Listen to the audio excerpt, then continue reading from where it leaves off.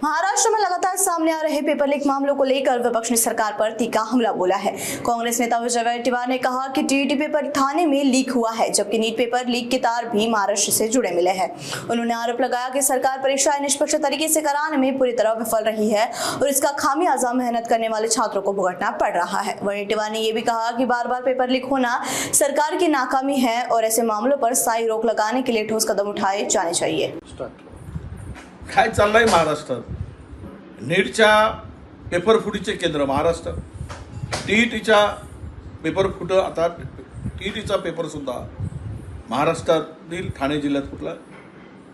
एकीकडे पोलीस भरतीचा paper online तो सुद्धा पुणे जिल्ह्यामध्ये गोंधळ झाला आणि तो पेपर फुटल्याची माहिती आहे।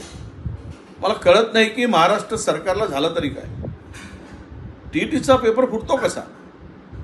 त्याचे धागेदोरे जे आहेत ते पोलीस कदाचित शोधून काढतीलही, पण हे सरकारचं अपयश आहे।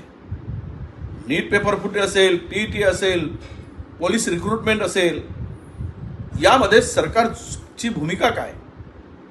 सरकारला या साध्या परीक्षा व्यवस्थित घेता येत नाही,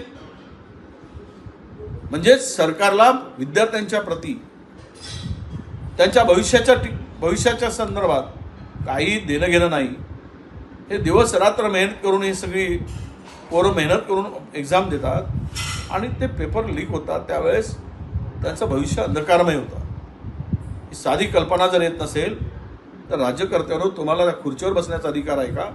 हा खरा प्रश्न इथे निर्माण होतो आहे। या ठिकाणी कोणी जबाबदार असेल त्याच्यावर कारवाई होईल, पण हे वारंवार घडणारे प्रश्न जे काही समस्या आहेत याचं निराकरण, याचं परमनंट सोल्युशन सरकार कधी काढणार आहे? यावर कायमचा बंदोबस्त सरकार कधी करणार आहे? हा खरा प्रश्न या निमित्तानं होतो आहे। थोडी तरी सरकारला लाज वाटत असेल तर पुन्हा असले प्रकार होणार नाही याची खबरदारी सरकारने घेतली पाहिजे।